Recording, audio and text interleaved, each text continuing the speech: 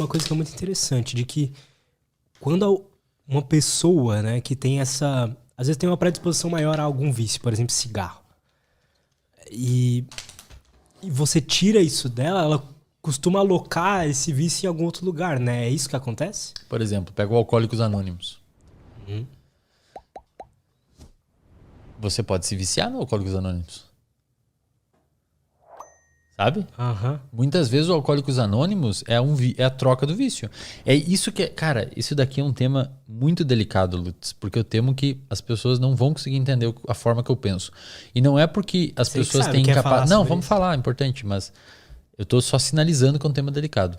A palavra vício foi a gente que criou.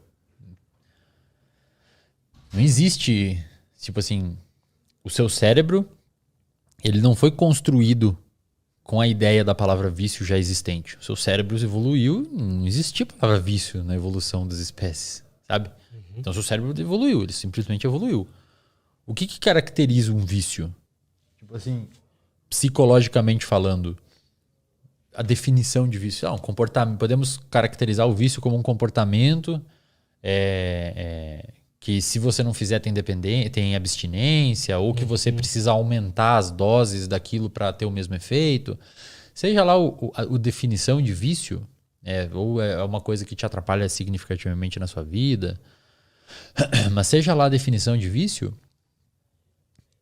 do ponto de vista cerebral estritamente, neurobiologicamente, as áreas do seu cérebro envolvidas com o vício, por exemplo, você pega uma pessoa viciada em álcool, você é dependente de álcool. É um alcoolista. O termo técnico é um alcoolista. Pessoa, o alcoólatra ou alcoolista. Você vai olhar o cérebro dessa pessoa, ela tem um aumento de atividade de uma região chamada de núcleo accumbente, que é o sistema de recompensa, quando ela detecta no ambiente alguma ideia que lembre a ela álcool. Então você pega um alcoolista, coloca aqui, bota uma máquina de ressonância magnética na cabeça. Você pega uma latinha de cerveja e bota na frente dela, o sistema dopaminérgico dela vai aumentar a produção de dopamina antes dela beber o álcool. Esse aumento de produção de dopamina faz ela ter motivação para beber o álcool. Perfeito? Então ela tem um sistema dopaminérgico desajustado. Quando ela vê o álcool, ela acaba tendo motivação para buscar o álcool. Ou ela vê coisas que lembram o álcool, tipo o bar, a pessoa que sempre bebe com ela. Isso é um gatilho para aumentar a dopamina e fazer a pessoa querer buscar aquela substância prazerosa. Recompensadora. Então, a dopamina no alcoolista não é que está gerando, a dopamina está aumentando quando consome álcool. Na realidade, a dopamina está aumentando para a pessoa buscar o álcool. E, cara, uma coisa interessante é que a dopamina aumenta. O tempo é um gatilho também. Às vezes, chega final de semana, a sua dopamina aumenta com vontade de álcool. Porque você identifica que é final de semana. O contexto do final de semana pode ser um gatilho também. E você acordou sábado e tal, você começa a vir aquela vontade de tomar uma. O sábado pode ser o gatilho. É muito louco. O dia pode ser o gatilho. A pessoa pode ser o gatilho. Uma casa, um ambiente pode ser o gatilho. Isso acontece com pessoas com problema com pornô também. Pessoas com problema com pornô, até tem um paper que saiu no braço da revista Nature mostrando se pornô pode ou não ser viciante, no sentido de dependência mesmo comportamental. Porque eles viram que quando você mostra para pessoas que assistem pornô imagens de silhueta de mulher, silhueta de homens e tal, ocorre a mesma coisa. A dopamina da pessoa aumenta. Entendeu? Fazendo a pessoa buscar aquele comportamento de consumir. Então, teoricamente, esse comportamento de você ativar o seu sistema motivacional frente a um gatilho externo, teoricamente pode acontecer com qualquer coisa. Inclusive com estudo. Ver um livro pode te fazer. Cara, ver um livro, ver alguém falando sobre um conteúdo, ver o título de um artigo, ver uma revista. Cara, aquilo pode aumentar tanto sua dopamina que você fica meio que... Você precisa daquilo, você quer aquela substância, que seria o estudo. Isso pode acontecer com corrida. Tanto é que quando você pede para pessoas se imaginarem, atletas profissionais se imaginarem correndo e tal, geralmente a dopamina deles aumenta pra caramba. Quando eles se imaginam no parque, no lugar, na academia. Caraca. E é louco, cara, porque existem indicativos que de fato isso pode ser comparado com vício. Porque se você pega um atleta profissional que treina com um volume muito intenso e muito grande, e essa pessoa lesiona, muitas vezes ela fica com o humor extremamente afetado. vai ficar mal, às vezes até com comportamento depressivo. Então, essa parte, teoricamente, você consegue viciar em qualquer coisa. Teoricamente, você consegue fazer com que o seu comportamento fique dependente de alguma coisa. E na minha opinião, Lutz, a gente normalmente fala vício para coisas ruins, né? Agora, a pessoa workaholic, ela de certa forma trabalha 16 horas, 14 horas por dia com o negócio. Porra, um ultramaratonista que corre maratona de 100 km, literalmente caga na calça. Os caras cagam na calça às vezes para não parar, para não perder tempo. Lesiona e continua correndo com o dedo tudo fudido, cheio de bolha. Não é parecido comportamento atritoso. O cara tá se machucando, velho. O cara tá se machucando, tá ligado? Ele tá perdendo saúde fazendo aquilo. E ele continua fazendo. Como se fosse um drogado, assim, atrás de uma super recompensa. Tipo, preciso. E, nesse sentido, o Alcoólicos Anônimos, o AA, você consegue se viciar no AA, cara. Você consegue se viciar. Você consegue trocar o seu vício do álcool pro Alcoólicos Anônimos. Aí você precisa ir naquilo. Você precisa estar sempre lá, falando com as pessoas. E em algum momento, o comportamento de ir no AA vai aumentar, vai ser mais recompensador que o álcool. E aí você trocou um vício pelo outro. Só que esse vício é bom. Ninguém te enche o saco por fazer isso. Por exemplo, pega torcedor, velho, fanático pro time de futebol. Os caras não perdem um jogo, meu. Não perdem um jogo. Eles têm que estar lá naquele jogo. Os caras são viciados no time, muitas vezes. E o que eu fiz? Na graduação eu fumava, né? Na graduação eu fumava. Fumava cigarro e tal, fumava Marlboro vermelho. Bem no início da graduação. E aí eu comecei a correr. Mais pro final da graduação eu comecei a correr. E o que eu fiz? Eu basicamente troquei o vício do cigarro pela corrida. Por quê? Em algum momento, o comportamento de fumar estava impactando a recompensa que eu estava obtendo na corrida.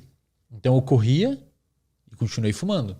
Só que, cara, em algum momento eu não conseguia mais evoluir na corrida. E eu queria. Então eu me imaginava, eu assistia vídeo no YouTube dos caras correndo. E os caras corriam 5, corriam 10km, eu corria 2. E eu me imaginava correndo de 5, 10km. Ou seja, a latinha de cerveja pro cara alcoólatra tá lá. E ele se imagina bebendo aquele álcool e ele tá motivado em beber aquele álcool. Esse é o gatilho dele. O meu gatilho era os 10km. Eu falava, porra, eu tô com muita vontade disso. Eu quero isso pra mim. É igual o cara com álcool. Eu quero isso pra mim. Eu quero beber aquele álcool. Ele tá com dopamina alta pra buscar aquela recompensa. E eu era a mesma coisa, só com corrida. Eu falava, cara, eu quero correr 10km. Eu quero aquilo pra mim. Eu quero conseguir terminar os 10km. Eu me imaginava terminando os 10km. Cara, hoje em dia, às vezes eu corro e me imagino terminando o Ironman que eu quero fazer. Eu me arrepio correndo, cara. Me dá um arrepio, me dá um negócio assim, sabe? É muito foda. Cara, muito louco. Muito assim. louco. É muito louco. Muito foda. E aí eu me imaginava correndo e tal. E uma hora eu comecei a ver o cigarro como nocivo. Era nocivo pra mim. Porque você conseguiu linkar que aquilo tava atrapalhando você Exato. passar os 2km. Exato. E aí eu comecei a ver o cigarro como uma substância que estava atrapalhando a formação de uma outra recompensa. Então uma recompensa se sobrepôs a outra. É uma recompensa maior, né? Na sensação. Exato. O cigarro ele é mais apelativo no início, porque é uma substância que você bota ali e aumenta a sua dopamina. Se liga em receptores nicotínicos, libera acetilcolina que aumenta a dopamina. Então é muito mais apelativo. A corrida aumenta a dopamina e aumenta uma série. Você consegue ter um barato induzido por corrida. Óbvio, isso as pessoas têm que começar a entender, Lutz. Você consegue ter baratos induzido por comportamento. Sabe? Você trabalhar e terminar o dia, fechar a agenda e fez o que devia fazer. Porra, aquilo te dá uma sensação boa. Você sair com a pessoa que você gosta, aquilo te dá uma sensação boa. Você fazer uma benfeitoria, aquilo te dá uma sensação boa. Você correr, te dá uma sensação boa. Você treinar, terminar aquele treino suado, exausto, vai pra casa, toma um whey, aquilo te dá uma sensação boa. Então, você consegue induzir baratos, tipo assim, uma vibe por meio de comportamentos. Inclusive, um dos comportamentos que mais induz barato é o jogo, o comportamento de jogar. Pensa, o jogo é muito fácil viciar em jogo de azar, sabe? E ninguém tá te botando droga na cabeça, entende? O cigarro é uma substância química que você botou. Ele é muito apelativo, você aumentou artificialmente neurotransmissores. A corrida, você dá uma corridinha, aumenta um pouco. Nunca é perto de um cigarro, de uma cocaína, de um álcool.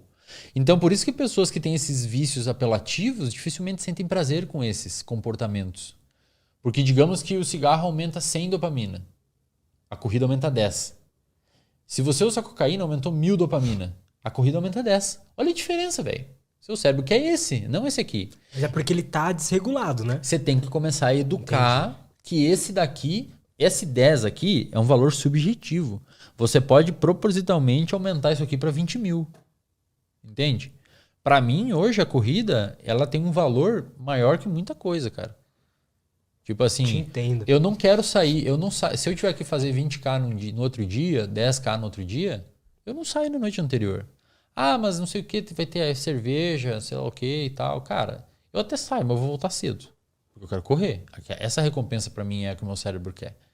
Então são prioridades que você vai formulando com o tempo e elas vão engolindo os outros vícios. Tudo que atrapalhar aquilo vai começando a dificultar. E aí você pode chegar num período perigoso, cara. Que é o quê? Você não sai mais com seus amigos. Entende? Tudo é uma faca de dois gumes. Não existe fórmula. A galera me pede umas fórmulas. A galera me pergunta, Resden, como é que eu faço isso? Como é que eu faço aquilo?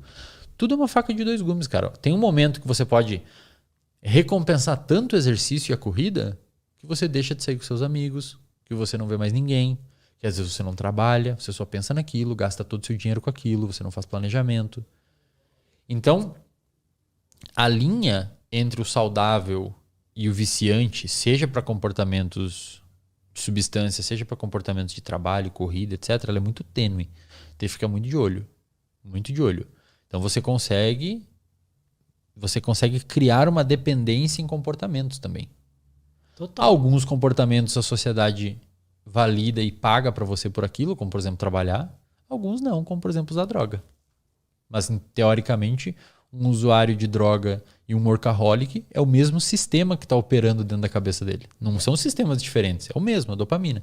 Tem um cara chamado David Goggins, é um cara fudido. O cara saiu de sedentário para passar nos SEALs dos Estados Unidos, nos Rangers. Acho que ele é o único americano que passou nas duas tipo, tropa de elite de lá, sabe? Ultramaratonista, fez 100 barra, 1000 barra uma vez, sei lá quantos mil abdominal, o cara parece um super-homem. Ele era num lado sedentário e obeso e no outro ele era um ultramaratonista.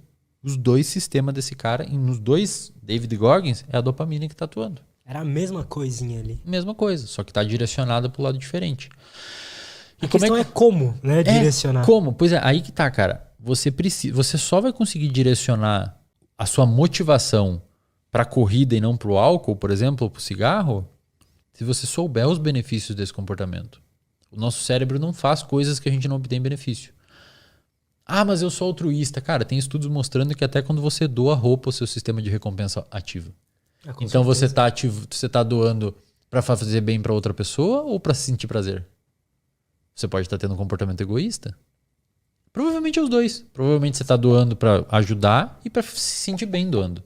E tudo bem, meu. Não tem problema nenhum. Os dois ganham. Mas aí que tá. O nosso cérebro, ele não faz coisas que ele não vê, que ele não vê recompensa.